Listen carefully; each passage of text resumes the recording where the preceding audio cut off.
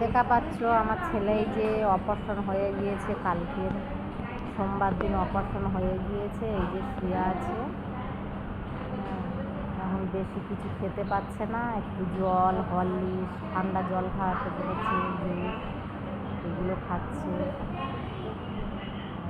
শুয়ে আছে, আমি ওখানে শুয়ে আছি। এতদিন অপারেশন করব করব করব করব করব অনেক দিন ধরে অপারেশন করব ভাবছিলাম, কিন্তু টাকার বিনিময়ে করতে পারি না। আমি একটা মেয়ে ছেলে, আর টাকার বিনিময়ে কই করবো বলো।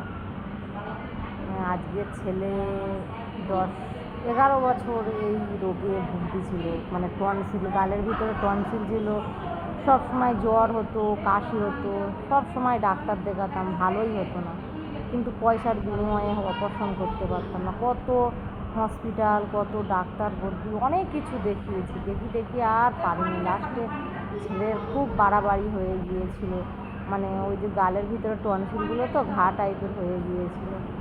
তার ভগবান যা করে মঙ্গলের জন্য এতদিন পরে আমার ছেলের অপারেশনটা হয়ে গিয়েছে। সুস্থ হয়ে গেলে ছেলেকে নিয়ে আর মা কালীর কাছে পুজো দিতে যাবো, ময়দা কালীবাড়ি। ছেলে এই যে শুয়ে আছে, দেখা পাচ্ছে।